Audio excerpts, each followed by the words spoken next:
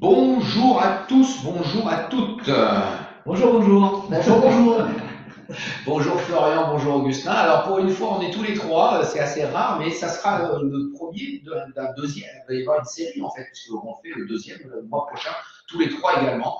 Donc on est ravis d'être tous les trois et on va parler de comment faire du business avec les réseaux digitaux.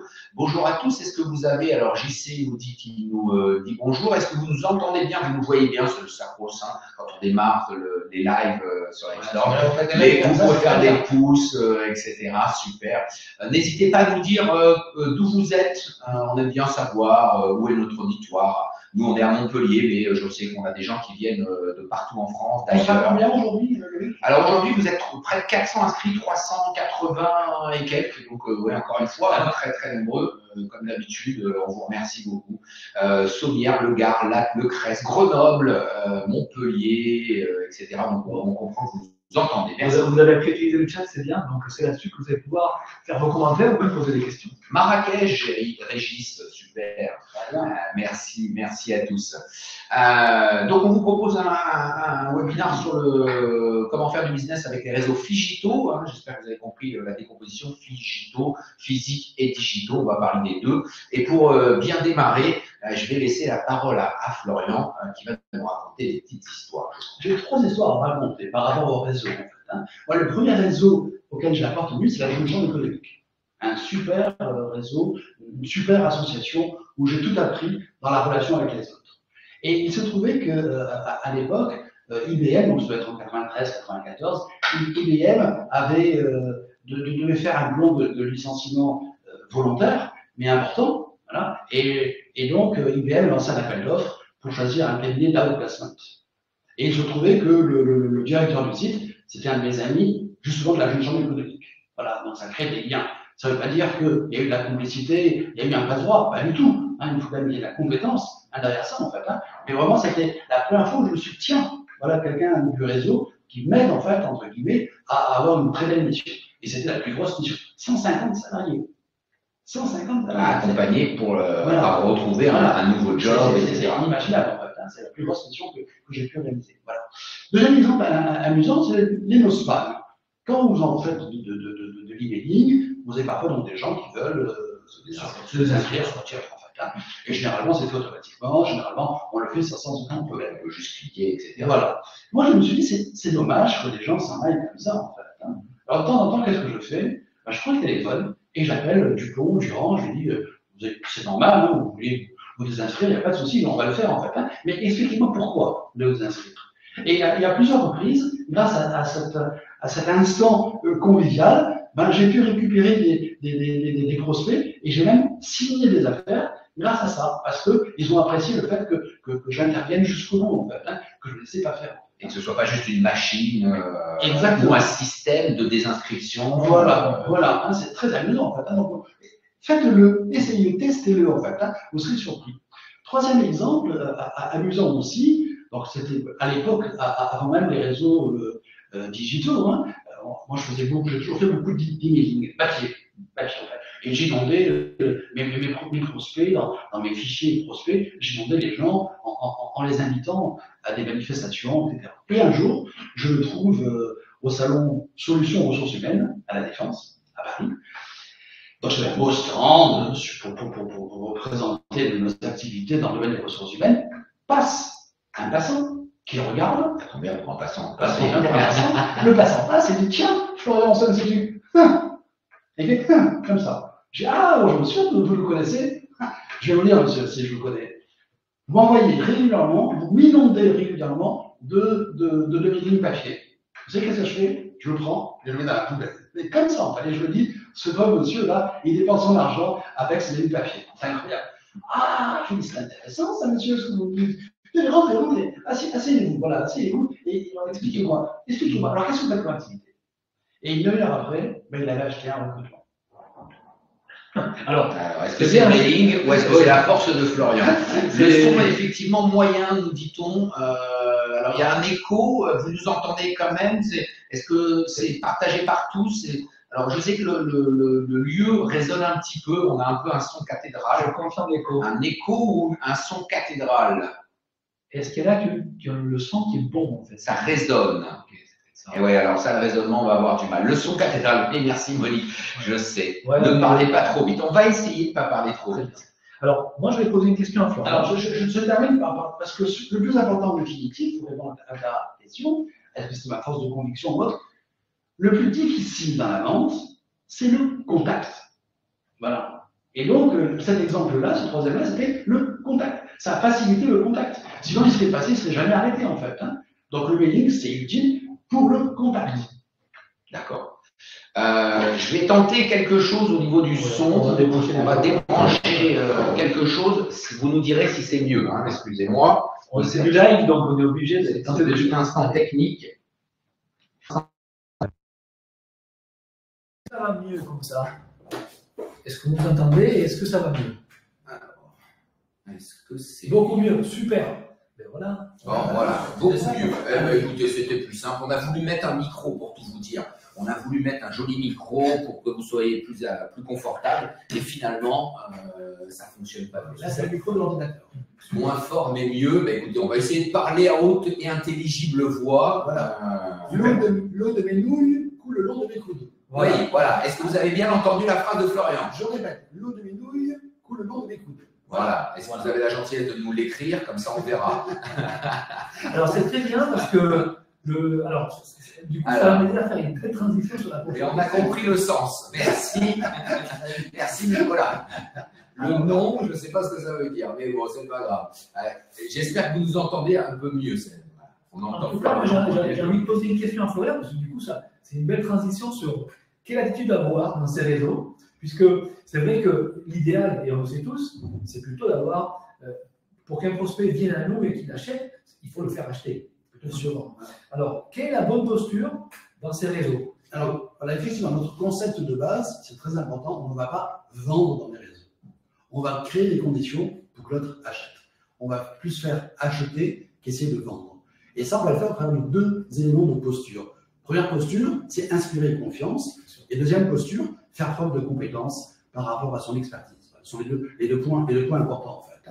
Donc, en ce qui concerne inspirer confiance, je vais inspirer confiance dans un réseau si je suis rigoureux, si je suis sérieux, si je respecte mes engagements, si je m'implique dans le réseau. Je ne suis pas un consommateur, comme certains le font en fait. Je suis un acteur. Ça veut dire qu'il faut plus donner d'abord? Bien sûr, je suis le petit colibri, je fais de ma part en fait. Voilà. Et donc, je m'implique, je suis disponible, je ne rate pas des réunions en fait. Et c'est vrai que je vais offrir du temps, je vais offrir des compétences plutôt que vendre. Offrir plutôt que vendre, c'est important. Se rendre indispensable. Se rendre indispensable en fait. Je ne suis pas le consommateur lambda en fait. Je suis acteur en fait. Donc ça c'est la confiance. Et puis ensuite, comment je montre mes compétences au quotidien dans ces différents réseaux, qu'ils soient physiques ou digitaux? Alors, d'une part, c'est rapide parce que je trouve que j'essaie de respecter le code de l'éthique. C'est important en fait. On ne fait pas n'importe quoi dans les associations. On représente l'association. Donc le code d'éthique est très important. Il faut bien gérer son fichier en fait. Et puis, il faut mailler les réseaux. Bon, voilà.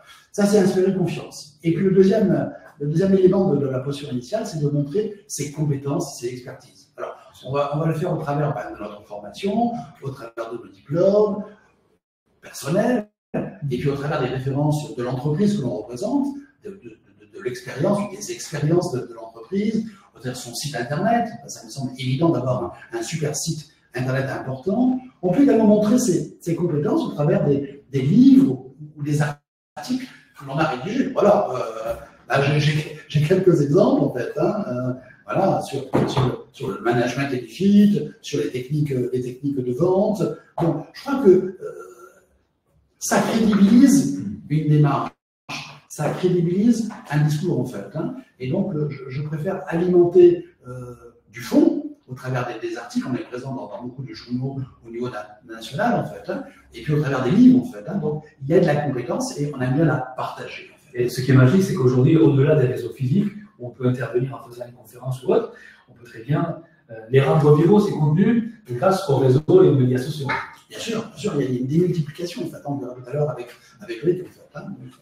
Et puis donc, on est présent sur les radios, on a des émissions, vous-même vous intervenez sur l'emploi, Radio Aviva, ou autres, en fait. Hein. Moi, j'interviens sur France Bleu Héros ou d'autres, en fait. Hein, voilà. Puis la vidéo, la télé, en fait. Hein. Moi, il y a quelques années, j'étais présent sur les télés locales, en fait. Hein. Et je présentais des offres d'emploi, je présentais même des candidats en recherche d'emploi côté outplacement.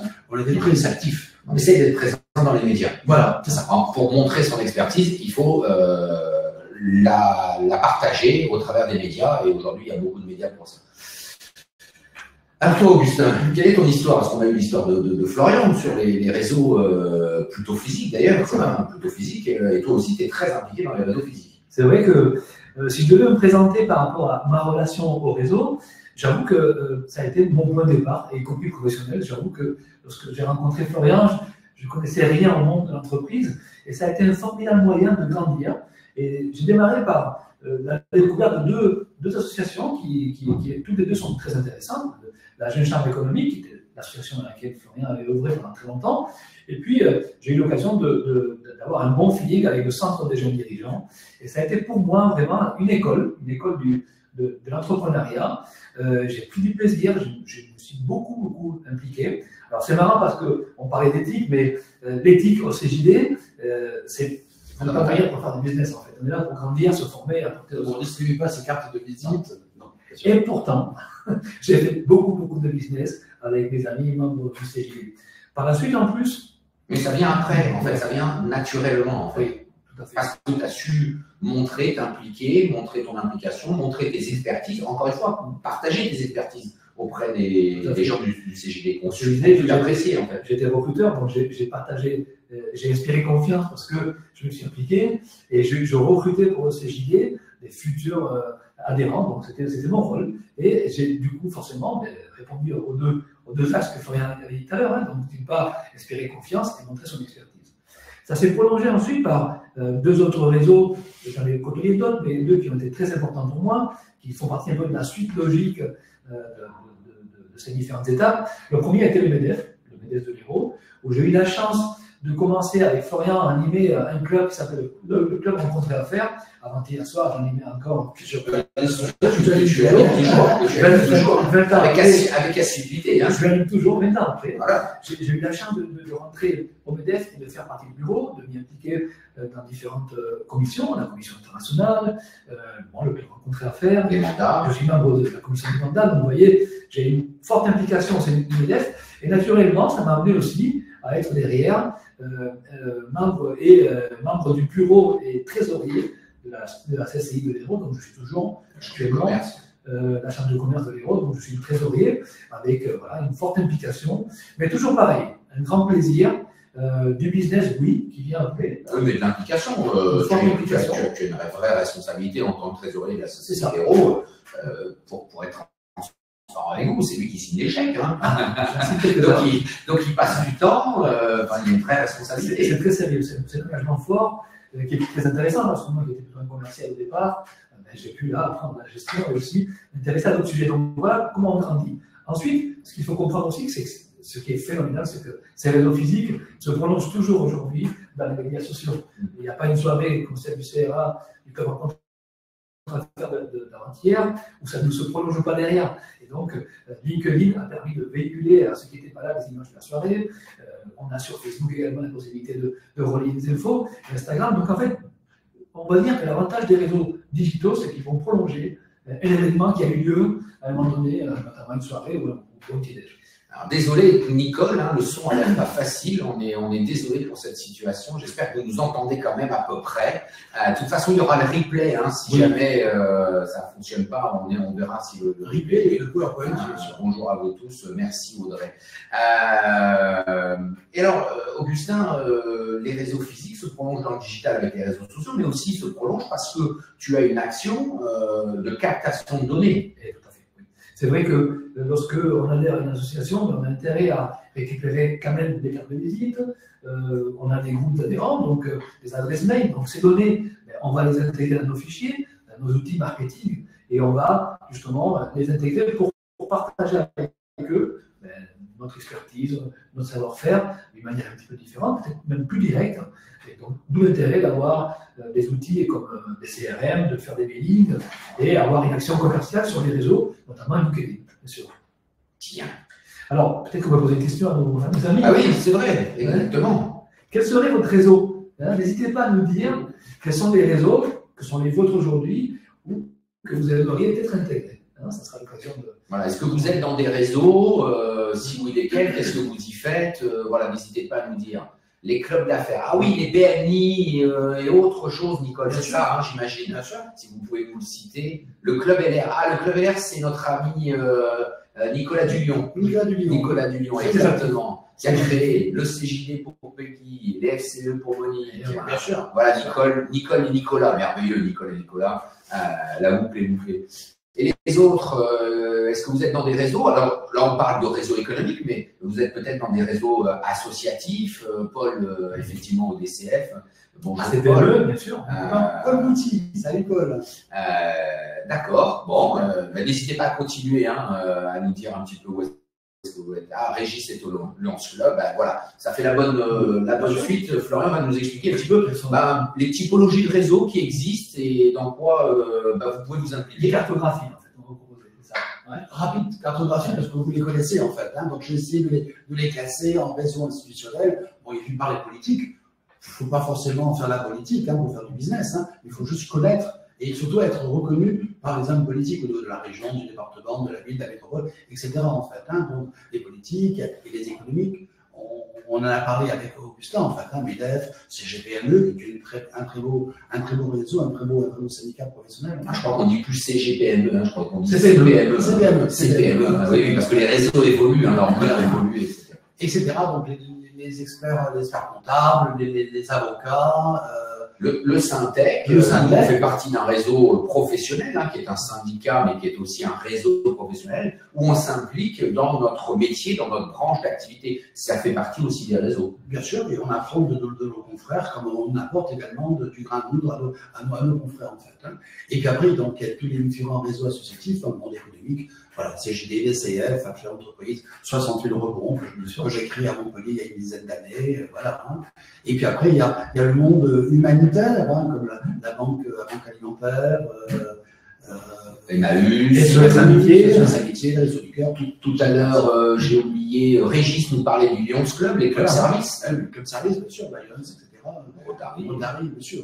Et puis il y a le monde culturel, artistique, sportif, mécénat. Le Florence Dessus fait du mécénat à travers de différentes associations. Oui, on est partenaire, notamment du MHB, du Montpellier Handball.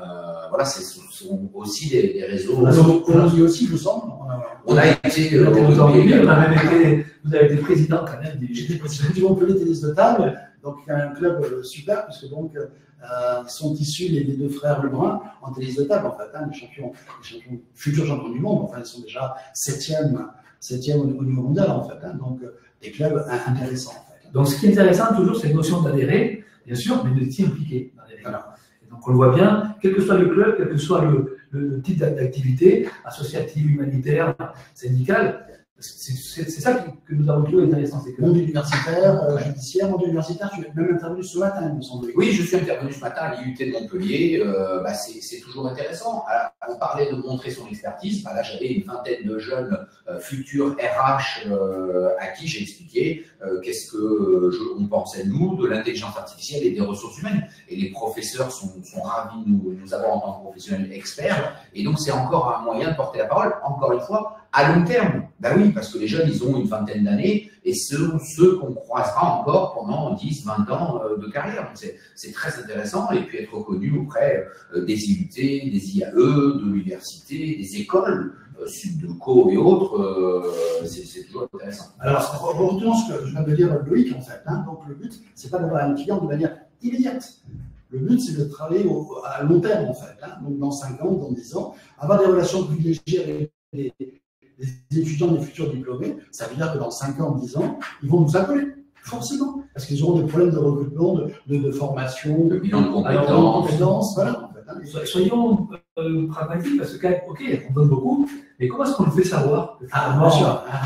La connaissance, je dirais, du milieu des médias est indispensable, en fait. Que ce soit les supports écrits, nous, on a de très très bonnes relations avec Midi, avec la Gazette de Montpellier, avec Lettre web, etc. En fait. Donc, c'est important, d'une part, pour avoir des partenariats avec eux, mais surtout les alimenter en en événements intéressants, rédiger des articles, rédiger des éditoriaux et diffuser la compétence.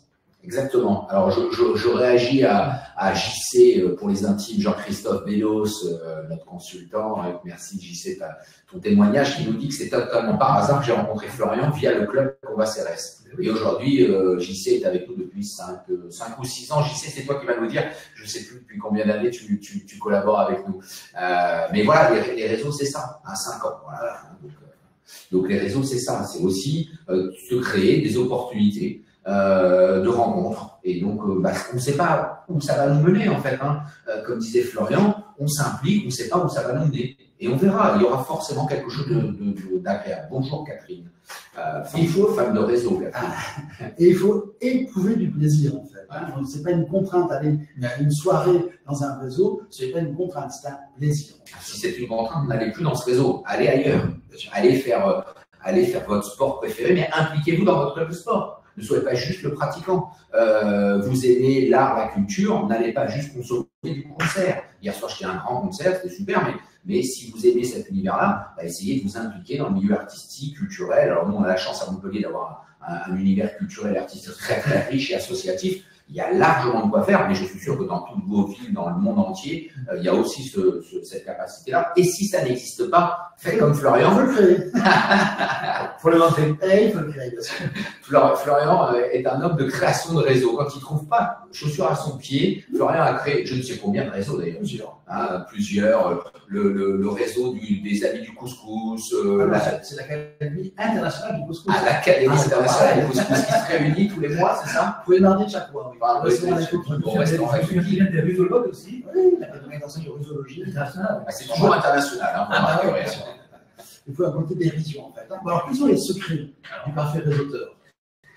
Alors, justement, c'est très important de répondre à cette question parce que ce qu'il faut savoir, c'est que pour que ça fonctionne, et c'est un secret qu'on vous livre là, c'est que tout d'abord, il faut un consensus familial ou en tout cas de votre environnement. Pourquoi? Parce qu'en fait, on s'implique beaucoup en dehors du temps de travail.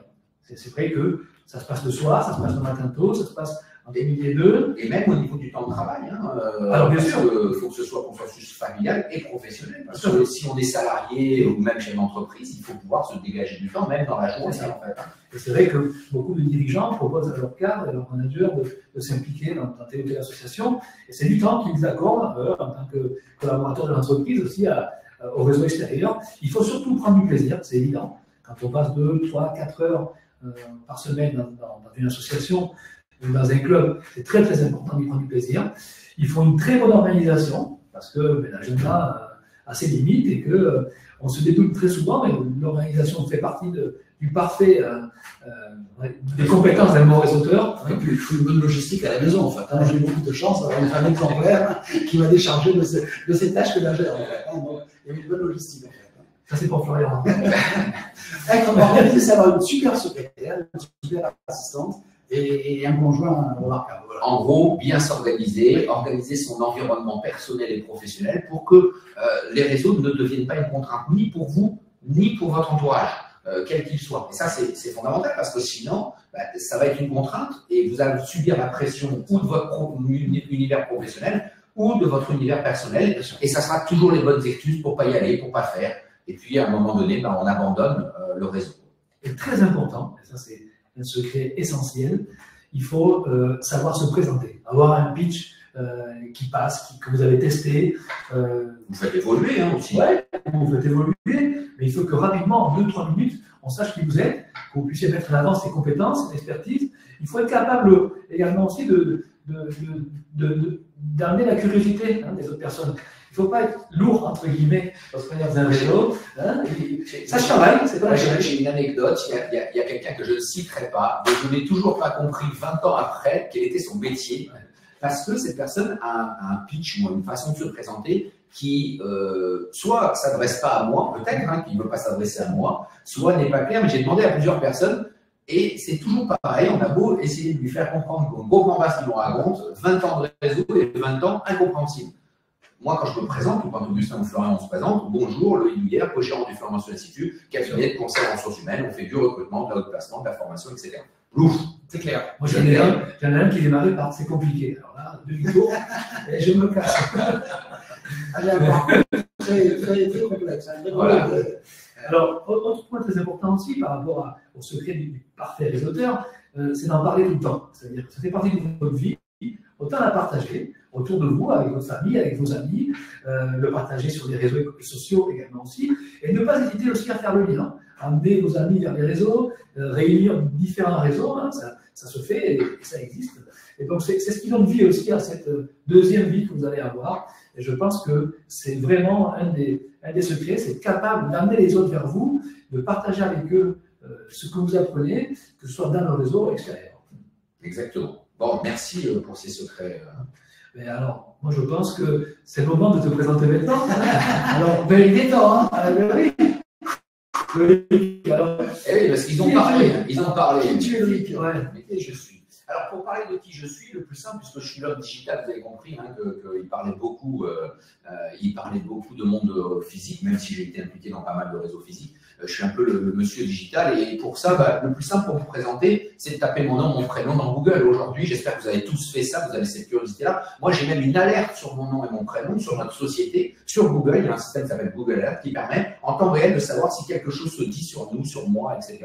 Ça, pour moi, c'est fondamental aujourd'hui de savoir un peu quelle est mon empreinte carbone digitale dans ce genre de choses. D'ailleurs, les réseaux et l'implication dans les réseaux des collaborateurs fait partie d'une notation au niveau de la note RSE de l'entreprise. C'est-à-dire que d'impliquer ses collaborateurs, d'impliquer des cadres dans de l'associatif humanitaire, social, qui fait du bien à la société, etc., ça donne des points supplémentaires dans les certifications RSE. Il faut le savoir, hein, ça a un vrai impact et c'est aujourd'hui mesuré et ça a une vraie utilité. Donc, je suis né en 1974, le cabinet a été fondé par Florian Monson en 1976, donc je n'étais pas à la fondation. Avec Augustin, on est rentré il y a une vingtaine d'années maintenant. Mais moi, j'ai surtout bourlingué autour du monde parce que j'ai fait 8 ans dans la Marine nationale et donc j'ai fait 2 tours et demi du monde et au milieu de tout ça, voilà, exactement, au milieu de tout ça, quand vous naviguez partout dans le monde, j'ai vite compris l'intérêt d'Internet pour les communications écrites, téléphoniques ou visio. J'ai commencé mes premières visios dans les années 90. Alors, ça saccadait. Alors là, le son qu'on a aujourd'hui est merveilleux par rapport à ce qu'on avait, mais on était ravis parce que quand j'étais en escale au Brésil, pouvoir discuter avec ma famille pratiquement gratuitement, alors qu'avant ça nous coûtait excessivement cher, ça a vraiment changé mon regard. Et donc, Internet, je me suis vraiment impliqué sur ce truc-là. Et en 98, quand on a vu l'explosion d'Internet arriver en France, moi, je me suis impliqué pour informatiser des bases informatiques, des bases militaires, etc.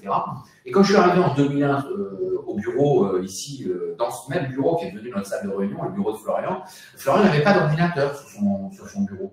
Et il s'est inventé. Il en avait été fier. Et que mon assistante a imprimé les mails que je recevais. Merveilleux. Ça, merveilleux.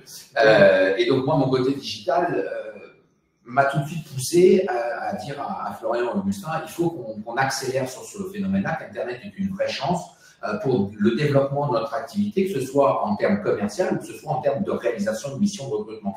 Et oui, ça nous ouvrait les portes des CVTech, des offres d'emploi mutualisées, multidiffusées, etc.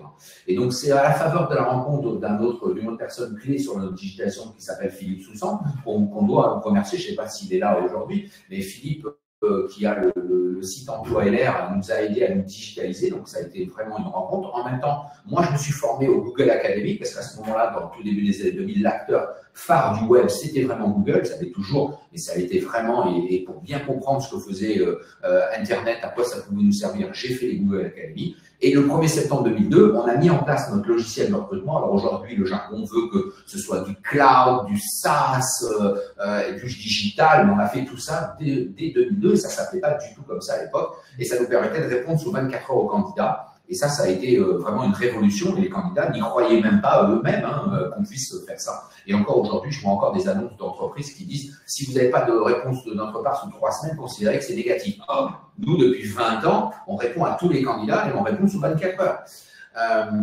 Je vais rajouter quand même que, même si j'avais pas d'ordinateur, je suis un des précurseurs en France du Minitel. Ah oui, l'ancêtre d'Internet. Le premier à diffuser des offres d'emploi, Oui, de véritables offres d'emploi, et de véritables fiches de poste sur plusieurs écrans du Minitel, en fait. Hein. C'était révolutionnaire. Et Florian était précurseur puisque notre nom de domaine florianmansol.com a été acheté en 1996. On fait partie des très vieux noms de domaine déposés qui existent toujours et qui fonctionnent toujours. Donc voilà, donc c'est pour vous dire que l'innovation n'est pas, voilà, 3615 code mentionne. Merci Cyril. C'est des codes Softail. Mais c'était pas mentionné, mais c'était l'idée. Et donc, comme on est précurseur et que Florian a toujours été dans l'innovation, on a continué, et moi je l'ai poussé dans le digital avec Augustin, on l'a beaucoup poussé, donc on a combiné nos forces. Et en 2008, quand LinkedIn est arrivé en France, j'ai créé la page LinkedIn de Florian Mansol Institute. Donc, on a une vieille page sur LinkedIn. En 2016, on a mis en place notre Doctolib à nous pour que les candidats puissent prendre rendez-vous tout seuls sur nos agendas de tous nos consultants. Donc, on fait ça depuis pas 10 ans, mais bientôt quand même. En 2019, on avait déjà commencé les webinaires un petit peu avant, mais en 2019, on a commencé à mettre en place des webinaires de manière régulière, massive, et c'est comme ça que pendant le confinement, on a pu en faire deux par semaine. Et si vous êtes là, c'est que certains ont peut-être déjà connu les webinaires, nos webinaires pendant le confinement, et ils ont été appréciés. Et en 2022, on a changé notre logo, notre nouveau site, donc on continue et ça ne s'arrête pas. Voilà, ma présentation est là, on prépare nos 50 ans, 2024, 50 ans, 2026, 50 ans. Combien d'amis sur LinkedIn? Combien d'amis sur LinkedIn? Effectivement. Parce que je sais que tu connais pas mal du monde. Je connais du monde sur LinkedIn, effectivement. 26 749. Alors ça, c'est avant ce matin, parce que ce matin, j'ai fait cours à l'IUT de Montpellier et j'ai vu que les jeunes étudiants m'ont demandé en contact. Donc j'imagine que j'ai passé les 26 750 depuis ce matin. Parce que l'adage veut que plus vous connaissez de gens, plus vous avez de chances de réussir des projets, que ce soit dans le réseau physique, mais encore plus vrai dans le réseau digital. Évidemment, les 26 749, je ne les connais pas personnellement. Mais ils peuvent avoir un intérêt parce que les amis de mes amis sont mes amis. Alors, dis-moi quelque chose. Alors, pour la petite histoire, j'ai également 26 000 amis sur LinkedIn.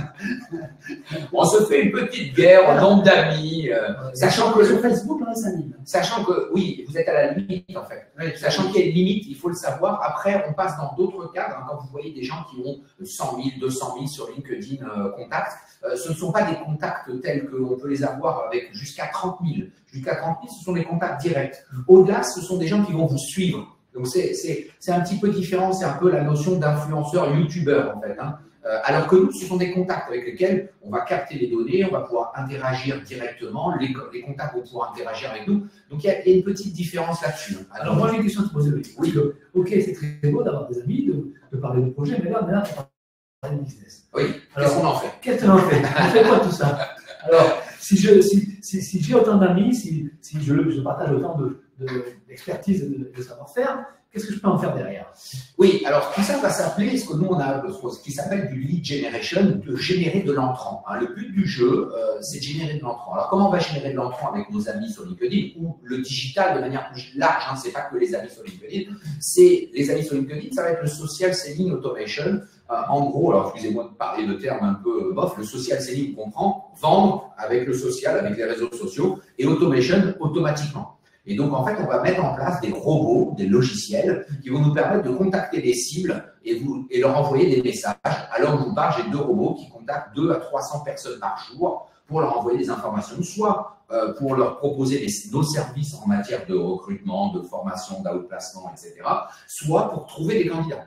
Hein, voilà. Et donc, j'ai 2 robots en permanence et donc nos consultants, on met en place ce genre de mécanique et je vous montrerai juste après des cas. C'est la question parce que du coup, on dit souvent qu'il y a des outils automatiques. Est-ce que vraiment, concrètement, voilà, est-ce que ça rapporte? Je vais vous montrer un exemple, exactement. Je vais vous montrer à chaque item, je vais vous montrer un cas client derrière.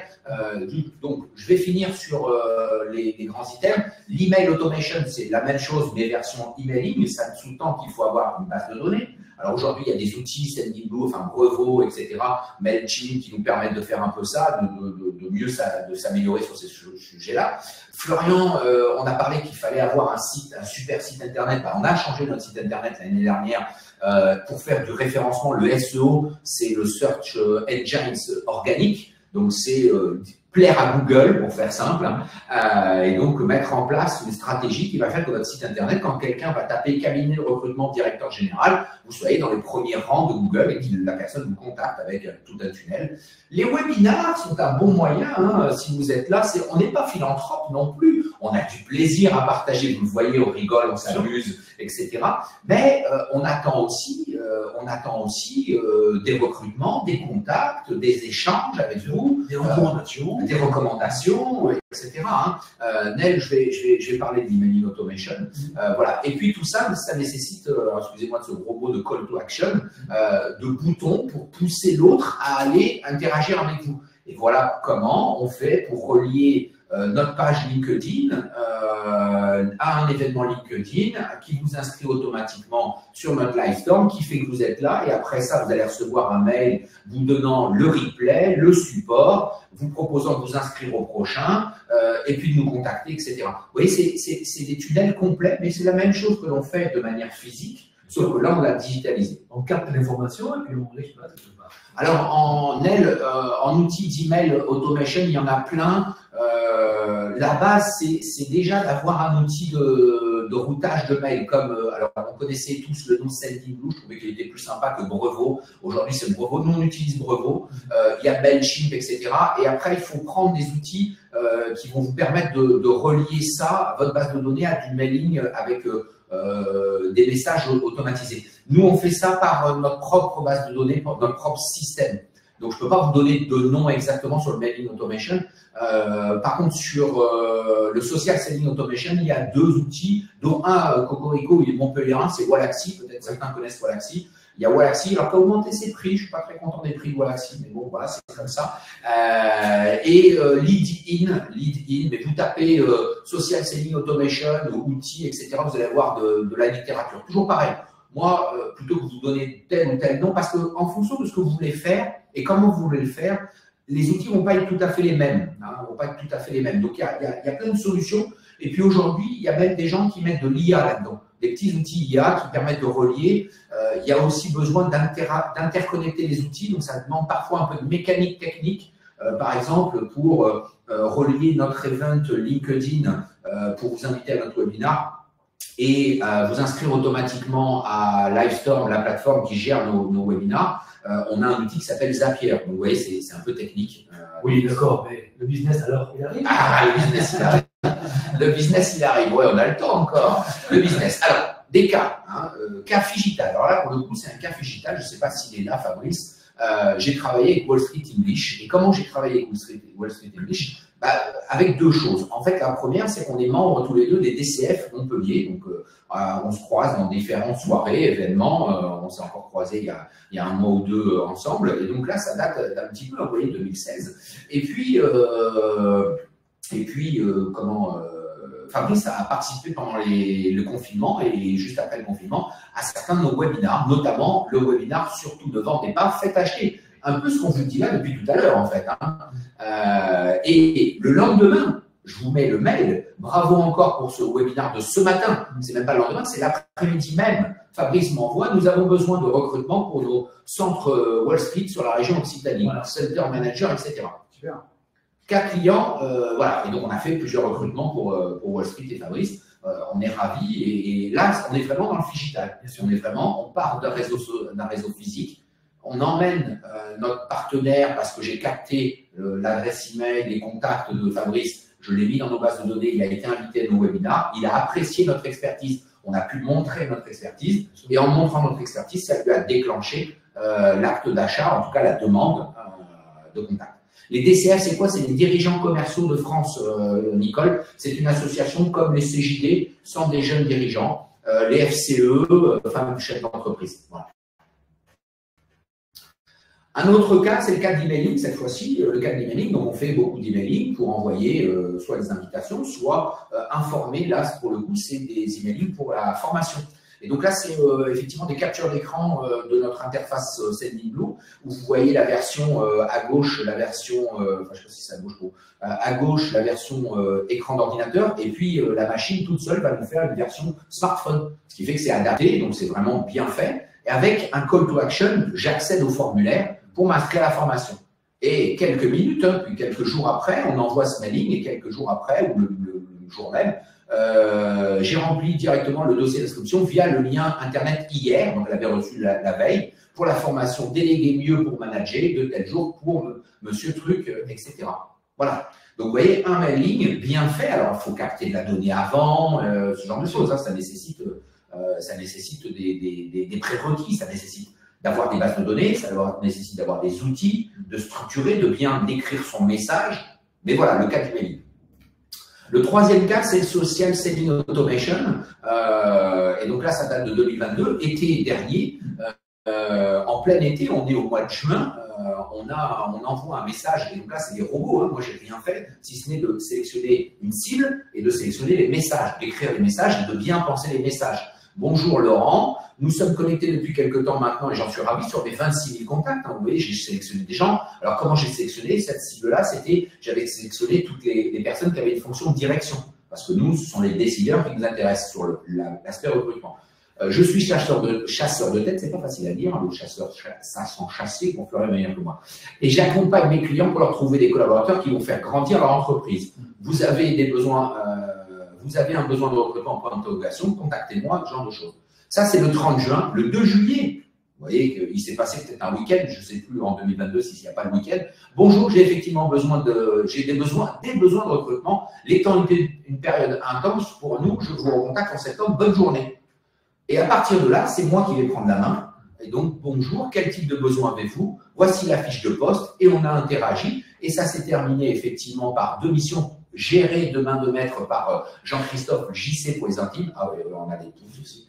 De conducteur de travaux et responsable d'affaires. Le client est très content. JC, si tu es là, tu peux témoigner que le client est content et qu'il nous fera appel à nous. Et ça, c'est du Social Selling Automation. C'est du robot automatisé qui contacte des cibles. Alors, ça nécessite encore une fois d'avoir beaucoup de contacts sur LinkedIn et on n'a pas beaucoup de contacts sur LinkedIn en 2 jours. Ne croyez pas que demain matin, vous allez cliquer sur tous les contacts et ça va se faire. Parce que LinkedIn bride, mais nous, on a démarré en 2008. Donc, ça fait 15 ans qu'on est sur ces réseaux-là. Et plus notre activité, donc on a une politique soutenue de contacts, de nouveaux contacts qui se déroulent, qui rentrent dans nos aides. Le SEO. Alors, le SEO, qu'est-ce que c'est que ce mot? Le SEO, c'est le référencement naturel sur Google. Quand vous tapez cabinet de recrutement directeur général sur Google, vous pouvez faire l'expérience en temps réel. J'espère qu'on est bien placé. Mais normalement, hier, on était, vous voyez, il y a les sponsorisés. Quand on tape sur Google cabinet de recrutement directeur général, on va taper Florent Mentionne, etc. Il y a les gens qui payent pour ça, des confrères qui payent. Et puis après, le SEO, c'est la version gratuite. Vous voyez qu'il y a Abaca et Florent Mentionne Institute. On est 2e en mode gratuit. Et ça, c'est uniquement du travail lié à notre agence digitale, à une personne chez nous, puisqu'on a aujourd'hui quelqu'un en marketing digital, qui fait du contenu, qui travaille le contenu, qui fait que aussi notre site étant un vieux site reconnu par Google dans notre univers, c'est clair que ne nous cherchez pas sur imprimer des livres. Voilà, si vous tapez imprimerie de livres à Montpellier, vous ne trouverez jamais Florent Mentionne Institut. Hein, mais la question, c'est... La bonne question, c'est, d'accord, les contenus, on a une agence digitale, mais je crois que ça fait quand même plus de 30 ans, ou même 40 ans que l'on fait des articles, que l'on fait également. Et donc, ces contenus-là, c'est le résultat de toutes ces années de travail. Et donc, c'est parce que ces articles existent qu'on les a rédigés, qu'on les a partagés et stockés sur notre site, en fait, que l'agence a de la matière. Et l'agence a de la matière, comme on est reconnu dans notre métier, encore une fois, d'expertise, comme on est reconnu et qu'on a travaillé depuis des années auprès des médias, on a des articles qui parlent de Florent Mentionne Institut dans le monde du recrutement, dans le monde de l'emploi. Google le sait, le note.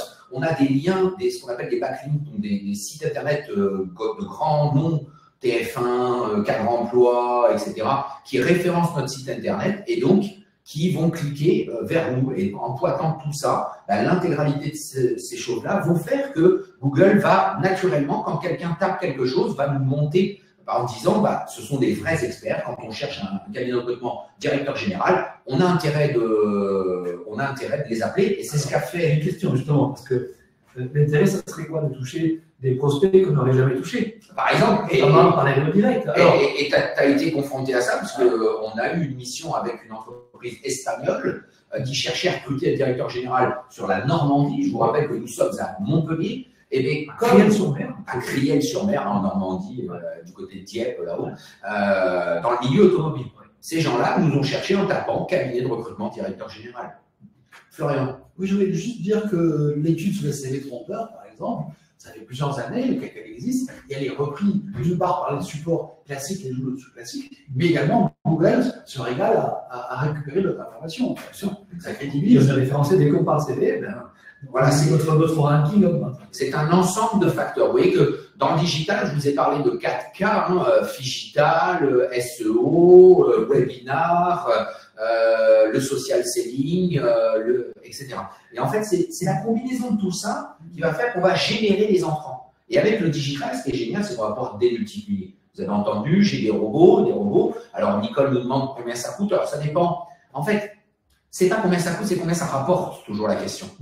Peu importe. Là, on est en train de tester une nouvelle agence qui va nous faire du marketing automation et on est en train de travailler avec eux sur du pourcentage à la réussite. Il y a un forfait au rendez-vous, il y a un forfait au démarrage de mise en place. Après, il y a un prix au rendez-vous parce qu'eux vont générer des rendez-vous qualifiés et derrière, on va leur donner une commission sur la vente que l'on va faire, etc. Et ça peut être une grosse commission. Moi, je vais jusqu'à 5 voire 10% de commission. C'est comme un apporteur d'affaires en fait. Et peu importe si la machine nous amène ce qu'il faut. Donc, à la limite, mesurer combien vous rapporte un apporteur d'affaires et transférez-le, translatez-le dans le monde digital, mettez ce budget-là dans le monde digital et vous verrez, voilà, notre budget digital, il est colossal aujourd'hui, hein, il est important. Nicole, n'hésite pas à téléphoner à Loïc. Oui, il te dira en fait. Oui, parce que, en fait, je peux vous dire que Wallaxy, ça coûte 100 € par mois, mais seul Wallaxy, ça ne suffit pas en fait. Souvent, il faut peut-être un outil premium, il faut peut-être, etc. Il faut une base de données. Voilà, c'est un ensemble en fait qu'il faut imaginer. Nos 26 000 contacts, je le disais à Florian, on se fait une petite réunion demain. Nos 26 000 contacts, on a un système qui nous a permis d'absorber les adresses email tout à fait légalement des contacts qu'on a sur LinkedIn. Okay, ce qui nous permet de les insérer dans nos bases de données. En faisant ça, je l'avais fait il y a 2 ans. Là, en refaisant, j'ai recapté 12 000 adresses email. Et on va faire la même chose avec les 26 000 contacts de Florian, les contacts d'Augustin, etc. Mais je ne ferais pas ça si je n'avais pas de base de données. Ça n'a aucun intérêt. Donc, c'est pas un coût, en fait, c'est un investissement. C'est un investissement. Et puis, ça dépend de vous, de ce que vous voulez faire. Quels sont vos objectifs, Nicole? Peut-être certains ont des témoignages, ont des preneurs, parce qu'on vous partage notre… Justement, Loïc, alors, tu parles de social selling. Alors, pour que ça marche, y a-t-il des conditions? Comment ça se fait que ça fonctionne? Bah oui, déjà, il faut développer un réseau dans la communauté. Qui sont vos cibles? Posez-vous la question de qui sont vos cibles. Nous, on a 2 cibles que sont les dirigeants d'entreprise en général, côté business, et les candidats. Donc voilà pourquoi on a beaucoup, mais les candidats sont souvent des cadres qui potentiellement deviendront des clients à terme ou des prescripteurs, etc. Donc on travaille là-dessus. L'autre point qui est important, c'est de suivre des personnes influentes. Si vous n'êtes pas vous-même influent dans votre univers, n'hésitez pas à suivre des personnes influentes dans votre univers pour voir un peu les contacts qu'elles ont, qui sont les gens importants, qu'est-ce qu'ils se disent, etc. On l'a dit sur les réseaux physiques, les réseaux digitaux, c'est aussi de la visée à moyen, long terme. Oui, on peut faire un peu plus de court terme, de ROI, de retour sur investissement un peu direct sur les réseaux digitaux, sur les outils digitaux, mais ne croyez pas que demain matin, vous allez, ne cédez pas aux lanternes de ces agences, de ces mailings que vous recevez, demain matin, vous allez exploser votre chiffre d'affaires, etc.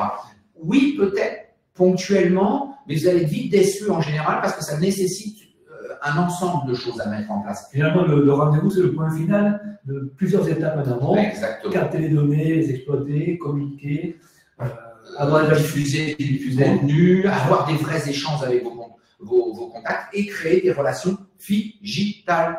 Je suis dans le digital, je vais dans le physique. Donc, mon objectif, c'est d'obtenir des rendez-vous ou des missions ou des contrats physiquement réels. Et de la même manière, je suis dans un réseau physique. J'ai intérêt à translater mes contacts dans le monde digital par les captations de leurs données, la mise en relation avec mes contacts sur LinkedIn, etc. Autre question, alors là, j'ai une question un petit peu plus décalés, et on aime bien poser des questions décalées, Ironique.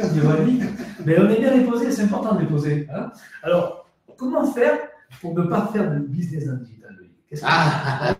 Quel est le meilleur moyen de se planter?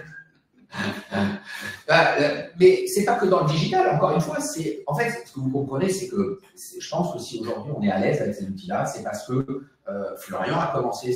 Minitel. Voilà. Mais avant Minitel, Florian a commencé dans le réseau, dans le principe du réseau même, avec le principe de faire acheter, donc générer des entrants. On a déjà cette philosophie-là de base dans notre mécanisme de fonctionnement. On n'essaye pas de vendre à tout prix au premier passant, au premier client, etc. On essaye de générer de l'entrant. Si on applique la même méthode dans le digital, ça va fonctionner. Et ben dans les réseaux, Augustin le disait qu'il s'était beaucoup impliqué au CJD, au MEDEF, il est trésorier, ça l'occupe, je le sais, il n'est pas là le jeudi à l'heure générale parce qu'il va signer des chèques, faire des tas de trucs et des machins, mais parce qu'il n'est pas passif. Si vous continuez à être passif, à faire comme tout le monde, à scroller sur votre smartphone le matin, à regarder et à liker les contenus de vos concurrents, comment vous dire, continuez. Chers concurrents, si vous êtes dans la salle, si vous m'entendez, continuez à liker, partager, commenter nos contenus. Voilà, c'est incroyable. Ça, liker les concurrents, ça sent aberrant. C'est comme si vous emmeniez un concurrent chez votre client. Pour moi, c'est la même chose. C'est comme faire des petits bisous à un concurrent. Vous ouvrez, c'est comme si vous l'aviez en rendez-vous client avec vous. Vous ne faites pas ça, vous n'allez pas en rendez-vous client avec vous. Oui, parce que tout le monde le sait que vous avez cliqué. Eh bien oui, et donc vos clients, donc les clients de vos concurrents découvrent que vous êtes l'expert, tant mieux pour vous. Mais si vous êtes passif, bah, c'est vos concurrents qui vont en bénéficier, pas vous. Donc ne likez pas, enfin soyez très prudents sur ça. Produisez du contenu, arrêtez d'être passif. Il faut produire du contenu. Montrez votre expertise. Montrez votre expertise, échangez avec les personnes influentes. Au début, avant de produire du contenu, la première des choses, c'est d'interagir de manière positive avec les plus grands influenceurs dans votre sphère et là où il y a vos cibles, pour montrer, ah c'est merveilleux, on a le droit au petit ballon, c'est les nouvelles fonctionnalités, je ne sais pas comment ça fonctionne. Alors, en synthèse, Loïc, hein, si on doit faire un peu le point de notre webinaire, on a une première conclusion, on a une très belle image que l'on utilise souvent, hein, d'ailleurs, cette photo dans nos formations. C'est ça. Hein, le Wall Street, en fait, l'attitude à avoir, hein, c'est ce qu'on disait tout à l'heure, c'est de faire acheter. Et la première conclusion va être donc de générer des entrants. C'est-à-dire que toute la stratégie que vous allez mettre en œuvre, c'est pour créer de l'entrant. Que ce soit un appel, que ce soit un mail, que ce soit un contact entrant, quelle que soit la forme, c'est l'objectif principal. Ouais, c'est l'objectif de transformer un contact, LinkedIn, rencontrer physiquement dans lequel j'ai sa carte de visite, en acheteur. Le but du jeu, c'est de l'amener dans le tunnel de vente, en fait. Hein. Le but du jeu, c'est de l'amener. Le plus important, c'est le premier contact. Mais effectivement, il faut générer du contact. Il faut générer du contact. Alors, sur LinkedIn et les réseaux sociaux, alors nous, on utilise beaucoup LinkedIn, mais peut-être que si vous êtes en B2C, Facebook ou Instagram marche très très bien.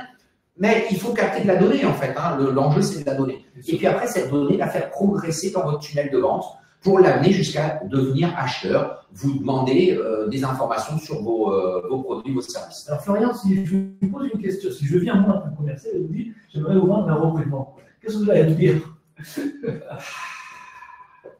C'est pas comme ça que ça se fait. Non, c'est pas comme ça que ça peut se passer, en fait. Hein. Parce que si quelqu'un veut vendre quelque chose, il va avoir forcément des objections.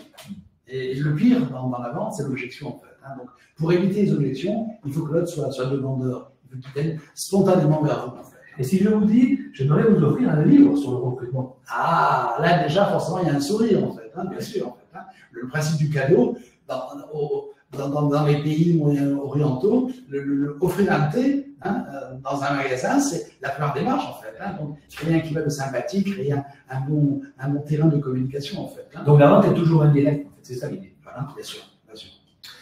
Donc, Florian, deuxième conclusion. Pour vous, les réseaux, c'est quoi? Alors, moi, je me définis toujours comme un créateur de liens sociaux. Parce que pour moi, le plus important dans la vie, dans la relation avec les autres, c'est cette notion de relier, en fait. Hein. On est beaucoup plus fort à plusieurs, en fait. Seul, on connaît tous l'aphorisme, seul on va plus loin, plus vite, et ensemble on va plus loin. Et là, justement, créer du lien social, pour moi, c'est fondamental. Augustin? Alors pour moi, vous voyez, donc je prends du plaisir en faisant du business. S'il n'y a pas de plaisir, il n'y a pas de réseau.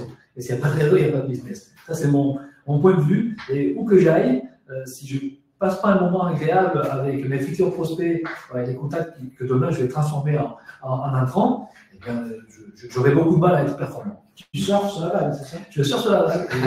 Ça a l'air que je suis un vrai surfeur, j'aurais pu mettre une photo. Oui, on aurait pu mettre une vraie photo d'Augustin, mais tu n'étais pas en costume, alors ça ne marchait pas. Augustin est un vrai surfeur, vous pouvez le trouver. C'est la seule personne, quand il est à Montpellier, quand il pleut à Montpellier, il y a du vent, il est content. Parce qu'il y a des vagues.